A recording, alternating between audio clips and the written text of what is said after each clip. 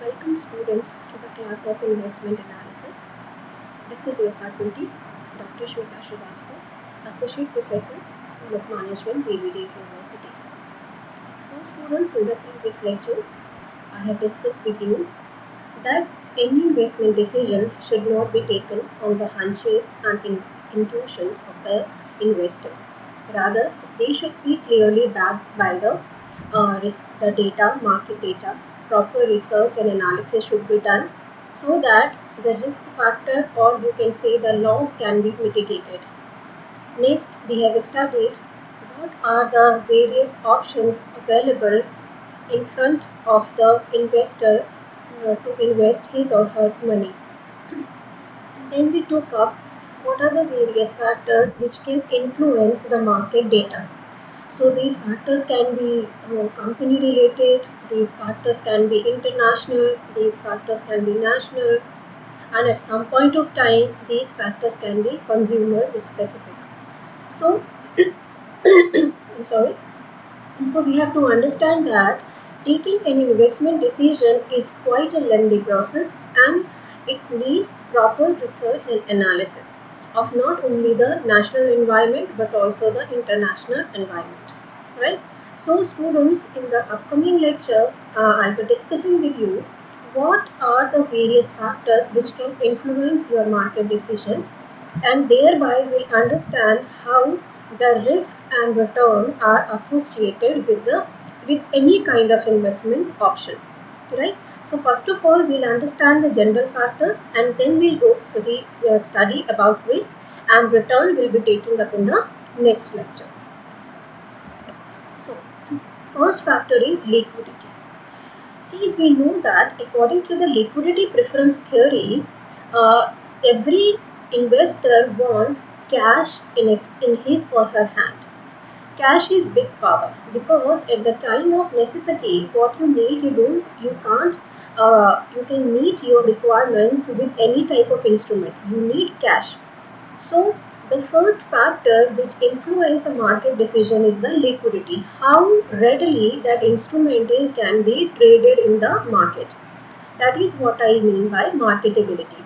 So when an instrument can be easily converted into cash or can be easily traded, it means it has a high liquidity, and its demand will be high in the market. So the first factor which influences your market decision is the marketability, how well that instrument can be traded in the market. Now comes the duration. See, we have to understand that there is a time gap between the investment is made and the investment is reaped, or you take up the benefit. So this, you don't know what is going to happen in the future. Future is uncertain and unpredictable. So what happens if the instrument has a longer time duration or has a higher time horizon, the risk will be high. So what will happen? So it means the investor is renunciating that liquidity for a longer time. So to compensate for that renunciation, what these companies are doing, they are actually increasing the coupon rate. Coupon rate is nothing but the interest rate, fixed interest rate, which is given to a debenture holder or holder of debt instrument. So I think you understand what is a debt instrument and what is coupon rate, because I have already discussed this thing in my previous lecture while discussing with you the basic characteristics or the avenues of modes of investment. So students, coupon rate is associated with a debt instrument like debentures and bonds.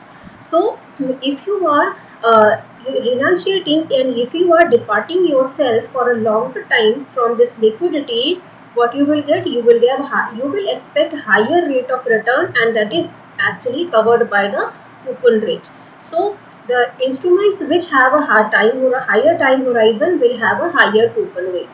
So this is another factor which is looked up by the investor for, it means for how long the investor is investing money in the market. Next comes the transaction cost. The transaction cost includes broker's commission and spread. See, this transaction cost reduces your actual amount which is going to be invested in the market.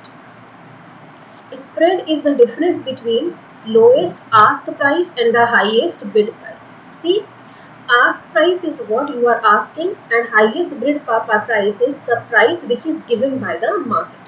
So transaction cost plays a very important role to diminish the amount of expected return, because if the transaction costs are high, the actual amount which will be invested in the market will be less.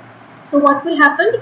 The amount of return which you will get from that particular investment will be less. So I'm giving you one example. Like say I'm going to invest rupees 1000 in the market. So a broker takes 10 rupees as his brokerage. So what will happen? What will be the actual amount which is going to be invested in the market? Not 1000, but only 9900 and 990 rupees. So on what basis I am going to get my return? Not on 1000, but only on 990. So this is what we have to understand, that transaction cost reduces the actual money which will be flown into the market, and our return does not depend on the whole amount, but the residual amount which is there. Next aspect is convenience. So while discussing with you the various options of investment, I have discussed that one is physical instruments and other are financial instruments. So in case of physical instruments like real estate, we need to assume so many formalities. So many legal proceedings have to be assumed, like stamp paper, like registry, like requirement of advocates, witnesses, and all. But in case of financial instrument, what happens? You only need to sign the form, and or in some cases you can make the investment with the help of your internet, or online transactions are also there. So that is why most of the consumers, most of the investors are making investment in the financial instruments, just because technology is providing them a lot of convenience. Now comes the tax benefit. See, I have also discussed this thing earlier in my lectures, that government is providing proper incentives in the name of Section 80C and 80D to, you can say, reduce your tax burden. So certain deductions are there. So if the instrument has tax benefit, generally the investor goes for that, because anyhow these are nothing but your forced savings. So tax benefit is another aspect which is looked up by the investor.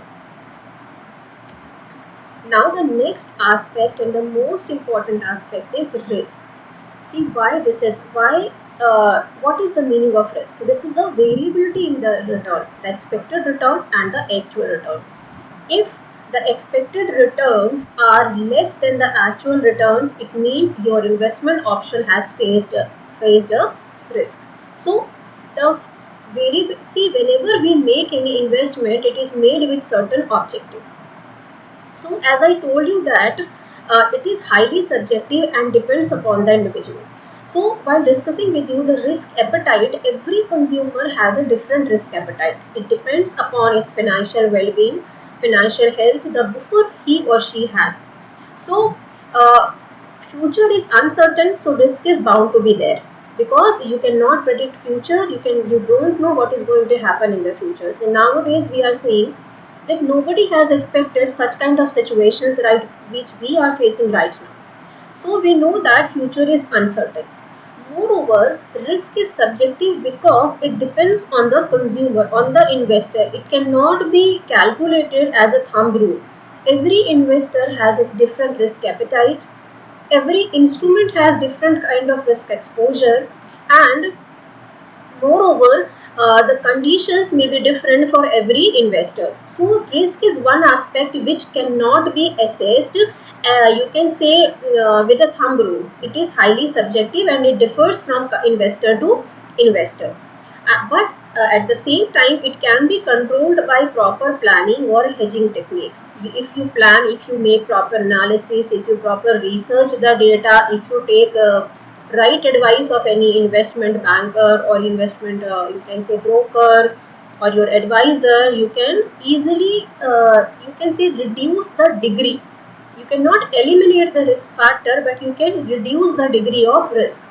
Next, you can do by hedging technique, which is used by mutual funds. You can invest in the options which are not correlated with each other. So we have different hedging techniques. Like in case of options, we have futures, we have call option, we have put options. So these there are various hedging techniques which are which can be used by the investor to reduce the risk level, but we have to understand one thing, that risk can never be eliminated. Why? Because future is always uncertain. You cannot predict the future perfectly. Now comes the types of risk. See, generally they are categorized into two. One is systematic risk, another is unsystematic risk. Now, as the name says, systematic risks are generally confronted by every company.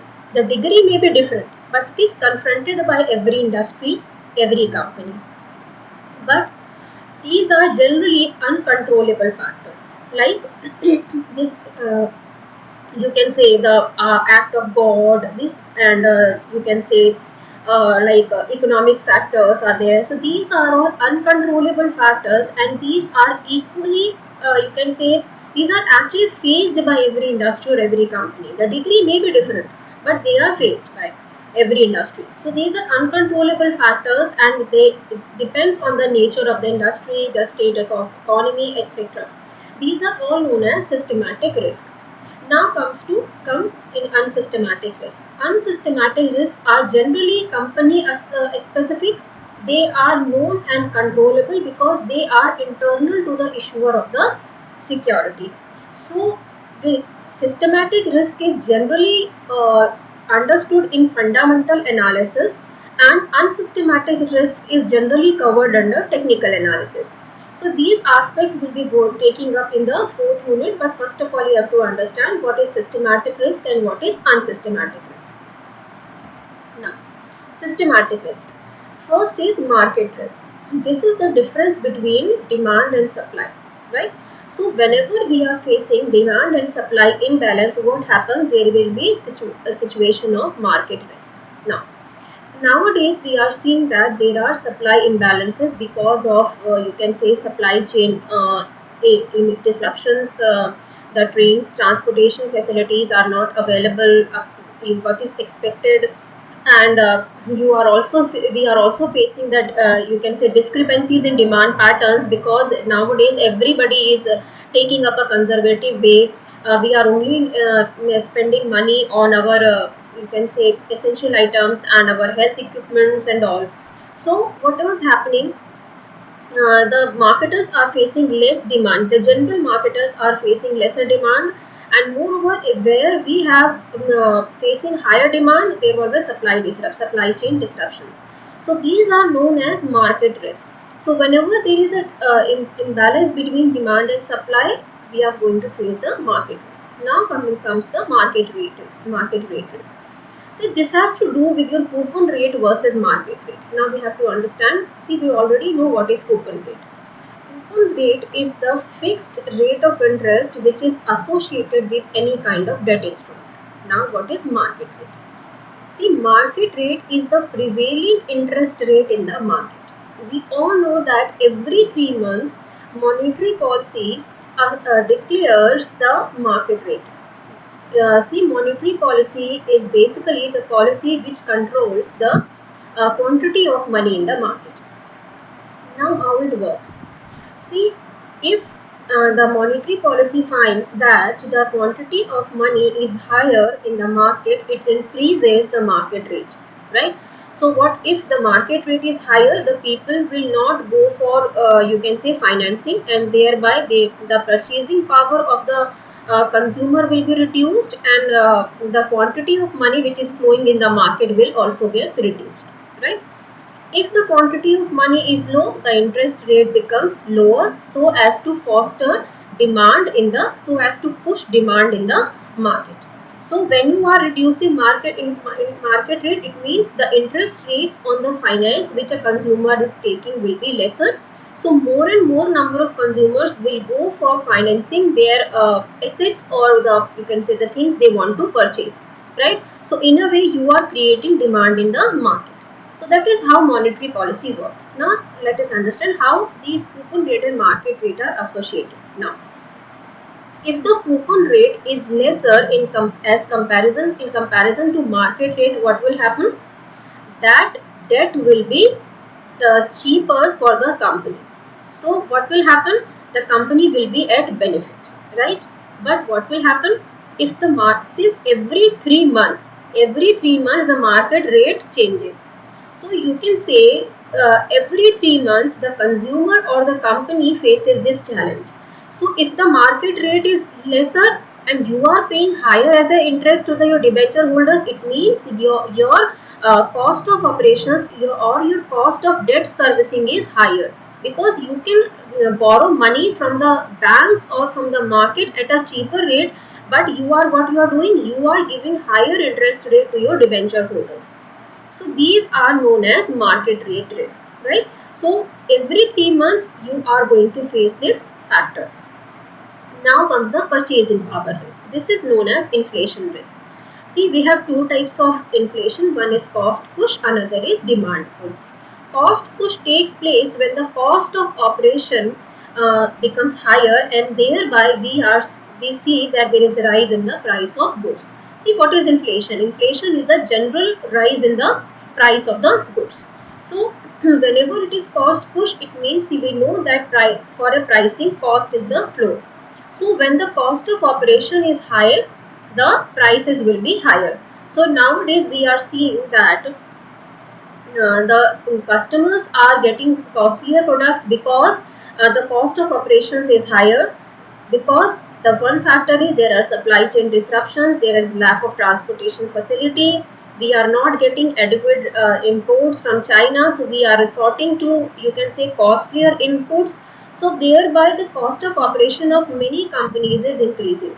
Since cost of operation is increasing, the prices will be set higher. So this is what we mean by cost push. Next comes the demand pull. Demand pull means whenever the demand is, you can say, higher than the supply, the things become costlier. See, you can see right now that what is happening in this present scenario, the demand of pharmaceutical products is high. So, if I just want to give you one example. In my local vicinity, most of the shop owners, shops are giving 10 to 12% of discount. But nowadays, what they are doing, since they are pressurized by demand, there is so much of demand of general medicines in the market. They are not providing that 10% or 12% of discount. So we are getting the medicines on the MRP. So this is what I mean by demand pull inflation. So whenever there is a inflation, what happens? The consumer loses its purchasing power, because the real income which is left in the hands of the consumer is less. So if the consumer is not left with a substantial amount, the consumer will not go for any kind of investment. So this is what I mean by purchasing power risk. Moreover, fixed coupon loses its worth because of inflation. There is a, you can say, deterioration in the purchasing power of money. So the worth, the, you can say, you are getting, say, suppose 10% of interest rate, right? So you are getting 100 rupees as your interest, but because of inflation, that 100 rupees is not worth 100 rupees. That worth is reduced to 95 rupees because of inflationary pressures. So the fixed coupon loses its worth because of these purchasing power risk. Now comes to unsystematic risk. See, unsystematic risks are generally company specific and are controllable, right? So, business risk. This is variability in sales, right? So we are seeing that so many companies are facing this factor because there is a high, you can say, that sales are not meeting up to their target. So whenever a company faces you can say, deterioration in the sales, it faces the business risk. Sometimes the cost of operation becomes higher, as I just told you that the cost of imports are because we are not getting proper imports from China and all other associated countries because of pandemic. So what is happening actually? We have to resort to costlier inputs. So the cost of operation is increasing. There is a reverse migration of labor, so the cost of labor has also increased. The companies are not getting adequate quantity of labors. Then strength of competitors. See, we have seen that only because of Geo.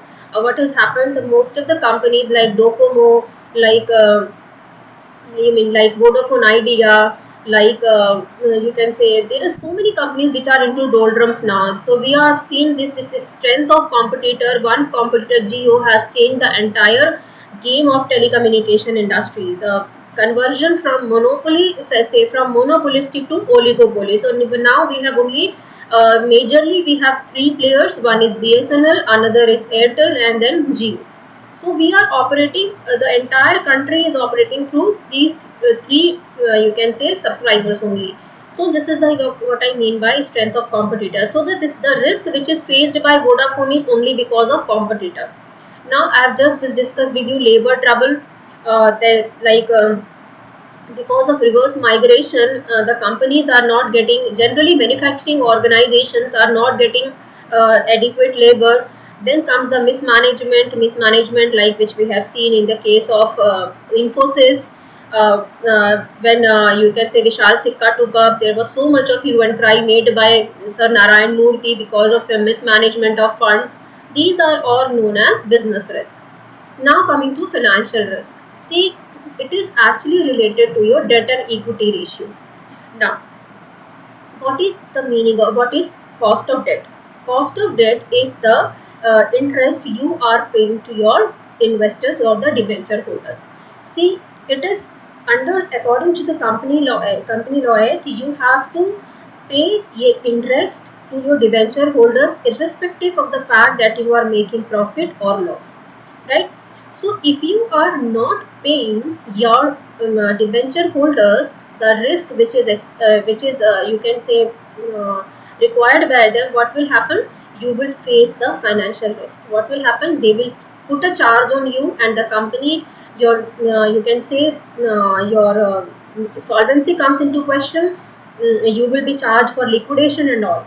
So this is what we mean by financial risk. Financial risk has to do with your debt servicing charges.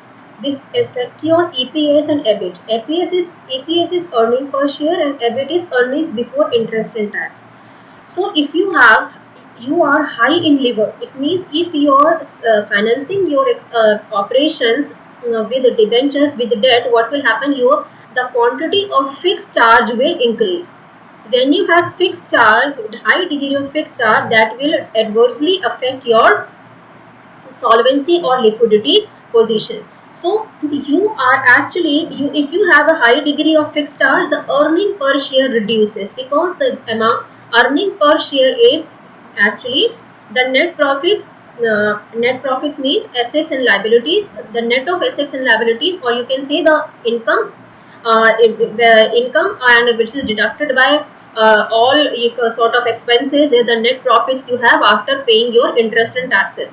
So this will affect your EBIT because if you are paying high amount of money to these debenture holders, the amount left for shareholders will be lesser. So it will reduce your earning per share. So EBIT divided by number of outstanding shares will give you EPS. So financial risk is one aspect which is considered by the investors. Now comes to default, insolvency or liquidity risk. See, this has to do with your operations, how well you are operating. When an individual or a firm is unable to pay off the short-term obligations, like if you are unable to pay your suppliers, if you are unable to pay your creditors, you will face the default or insolvency risk. Liquidity risk occurs due to lack of conversion ability of the assets of the individual or the entity into cash. So that is what I told you just now, that if the company's operation cycles are higher, what will happen? You will take longer time in converting your capital into cash. See, your most of capital will be tied up in your raw material or in work in progress. or is kept as idle finished stock, so what will happen, your capital is not readily converting into cash, or you are not making sales readily. So default risk comes when the operation cycle or the turnover cycles are higher in duration. So this has to do with your you can say operational efficiency of the organization. Now there are certain more risks which are faced by any organization. So these are currency risks. Currency risks are, you mean to say, volatility of a currency. See, we know that these are the globalized scenarios. Any investor is not restricted to only its own geographical boundaries. Companies are making FDIs, companies are making financial FIIs. See, what is the difference between FDI and FII? Even if you are investing in FDI or FII, you face the same level of currency risk. FII means foreign institutional investment or foreign portfolio investment. If a citizen of America is buying a share of Reliance, it is basically foreign portfolio investment, right? So, if the currency of India, if Indian rupee deteriorates, what will happen? The American citizen will face deterioration in the return also. So this is the currency risk associated with foreign portfolio investment. Now comes the foreign direct investment. What happens in case of foreign direct investment? The company is making investment in the host country, right? Practically going to that country and making the investment right now. If the risk of if the currency of the host country is volatile, that what will happen? That will impact the profitability, and this profitability will thereby impact the value of the firm and thereby the value of the share, right?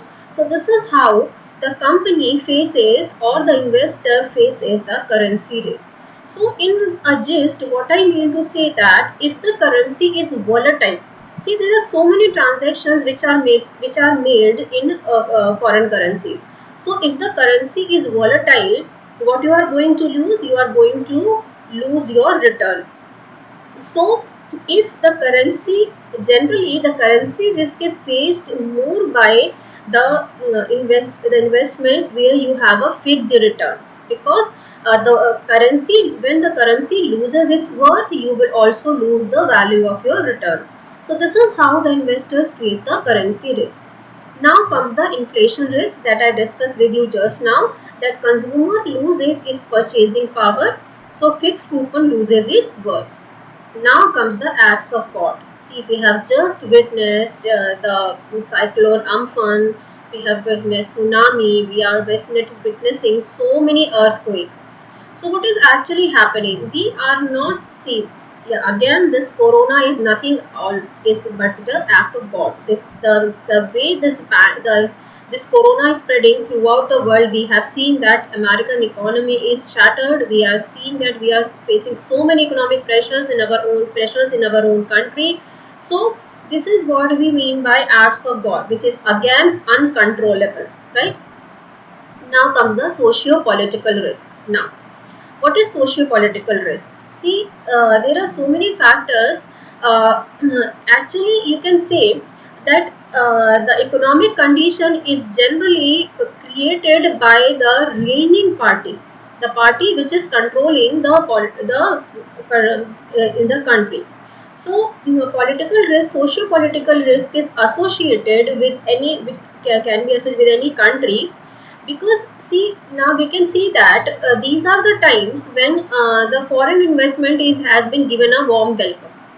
At the same time, what we are doing, we are trying to develop independent India. So what will happen in that case? We will focus on indigenous industries, right? What has happened in the year 1977? At that time also, BJP was into reign. So most of the foreign companies were pushed out of Indian boundaries just to protect our indigenous business, right? So they felt that indigenous business is not strong enough to face the you can say financial and technical pressure of these multinational companies and these foreign companies, right? So that was one type of socio political risk faced by the company. So Coca Cola and IBM, and these are the few companies which moved out of India in the year 1977, right? But now after 1991 we are actually welcoming the foreign companies, but they are being welcomed in a phased and protected way, right? So next socio-political risk, the risk which China has faced just now is one type of socio-political risk because of its influence in you can say political influence. We are banning the Chinese apps. We are banning the Chinese products. So what is happening to these Chinese companies, or the you can say the investors who have made investment, the companies like Vivo and the companies like Oppo. So what will happen to these investors? See, because these companies were really actually doing good, so investors have made investment in these types of companies. But since these companies are now banned in India, what will happen to their share price? Their share price will be seriously affected. So this is one kind of socio-political risk. So we have to understand one fact is that you can only plan your investment, you can hedge your investment, but you cannot totally eliminate or totally remove the risk factor associated with any kind of investment option, right? So students, we have to take into consideration that risk is always there. Risk is the integral part of any kind of investment, because the investment made and the investment reaped, these two phenomena take place in different time platforms, right? So we have to understand that whenever you are going to make investment, it is bound to have some, or you can say some kind of risk. The degree may differ, but risk is bound to be there, right? So students, thank you for this. We'll meet again and we'll take up the next factor which is looked up by the investor, that is return, right? So it is basically the balance of risk and return which will actually guide the investment decision. So students, thank you. We'll meet again.